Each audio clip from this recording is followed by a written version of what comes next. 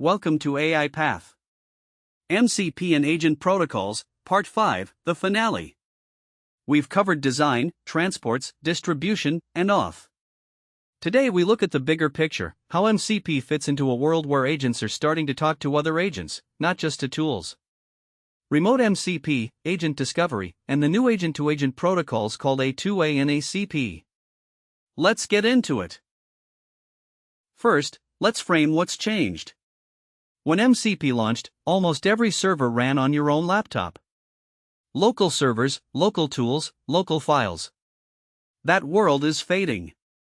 The new world is remote MCP servers hosted in the cloud, shared by many users, discovered through registries instead of installed by hand. Why?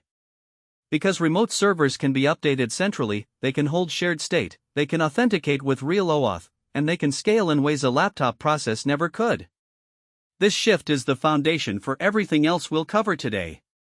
Once your MCP server lives on the network, the next question becomes, how does an agent even find it? 3 pieces make remote MCP actually work in production. Piece 1, Discovery.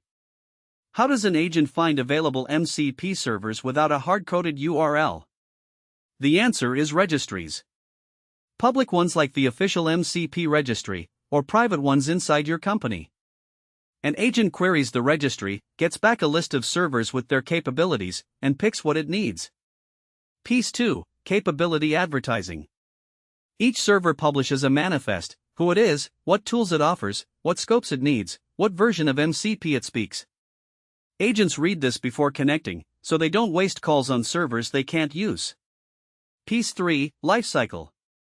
Servers start, run, get updated, get deprecated, get shut down. Good registries track this so agents don't keep calling a dead endpoint. Together, these 3 turn remote MCP from it works to it works at scale. Now the new frontier. MCP solves agent to tool. But what about agent to agent? That's where A2A and ACP come in. A2A, agent-to-agent protocol, was started by Google. It lets agents from different vendors talk to each other directly, exchange tasks, share results, and hand off work. Think of it like email for agents. Standardized envelopes, standardized addresses, but each agent inside is whatever model and framework you want. ACP, Agent Communication Protocol, is the parallel effort from IBM Research. Same goal, slightly different design, more focused on enterprise use cases. Both are early. The standards are still moving.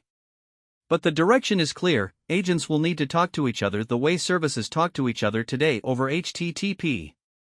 If you're building agents now, watch this space. It's where the next big shift is happening. So how do you future-proof your work today? 4 practical moves. 1. Build MCP servers that work both locally and remotely. STIO for development, streamable HTTP for production. We covered this in Part 2. 2. Publish a manifest. Even before registries are standardized, ship a JSON file describing your server's capabilities. It costs nothing and makes you discoverable. 3. Think of your server as a service, not a script. Versioning, observability, rate limits, multi-tenant. These are not optional once your server is on the internet.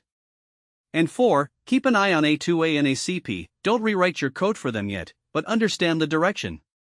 When the standards stabilize, you want to be ready to plug in. Future-proofing isn't predicting the future. It's building things that can adapt when the future shows up. And that wraps up Series 15, MCP and Agent Protocols. 5 videos, 1 story. Design tools for the LLM, not for humans. Pick the right transport for where the server lives. Package, version, and ship like you mean it. Use OAuth properly and never leak a token. And keep an eye on the agent-to-agent future. Next series we get into the messy reality of running agents in production, infrastructure, scaling, and orchestration. If this whole series helped, please subscribe and share it with someone who's about to build their first MCP server. See you in Series 16.